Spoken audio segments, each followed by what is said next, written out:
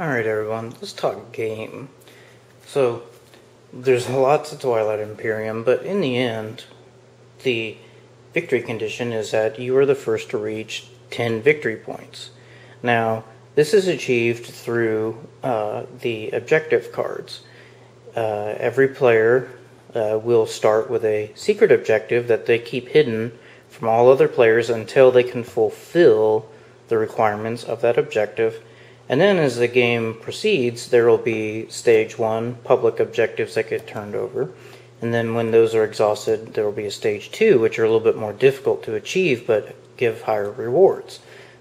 So everybody will have their race markers that will markate how many victory points they have currently received. And I don't know why they made this so small, because even with 6 players, this is pretty tiny, but basically, as you move along, first person to get to 10 and qualify wins the game. Now, there is a Stage 2 objective card here, Imperium Rex, that is an immediate game over, and whoever has the highest amount of victory points when this card comes up wins.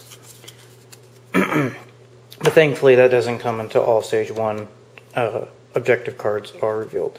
So, what are a few of these? So, the secret objectives, a lot of people, talk about how they're various things, but most of them actually are focused on controlling Mechatol Rex in some way. So, let's see. I control Mechatol Rex. I have a space dock here and at least 4 dreadnoughts in the system. That's worth 2 victory points. Let's see. I control Mechatol Rex, I have a space dock here, and I have at least 2 technology advances in 3 different colors. So there's just different variants of that. And there's another Mechatol Rex. Ooh, didn't. And another. And another. So there's quite a few of those. So a lot of races will end up gunning for the same thing, just a little bit, a variant of it. And then there will be those sleeper guys that they'll have things like, I have at least 1 ship in every system containing a wormhole. So if you see somebody not really driving for the middle, they're most likely going to be trying to, get a lot of victory points through expansion. I control 8 systems outside my home system. I control a system if I have at least 1 ship there. So, anyways, I think they're all worth 2 victory points.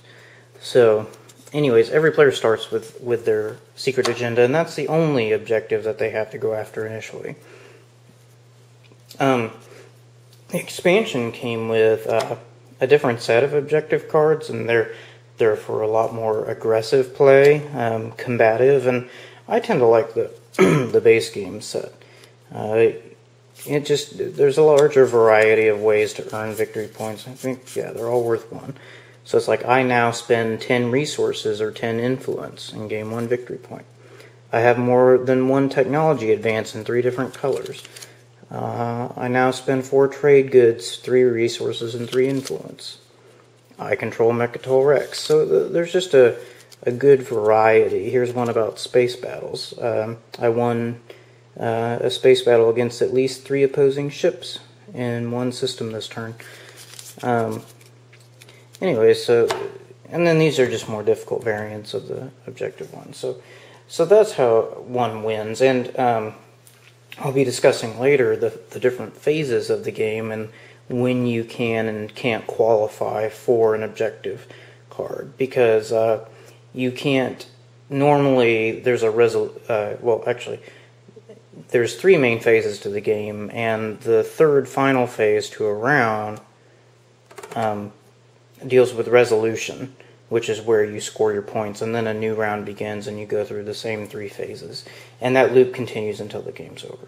Anyway, so that's how one wins. Oh, and funnily enough, it's like, if you think the game wasn't long enough, there's the Long War, as this mod is called, where you go to 14 victory points. Anyways, suffice to say, probably won't be playing that anytime soon, unless you just, want to waste a weekend. Anyways, that's it for this video. See you on the next one.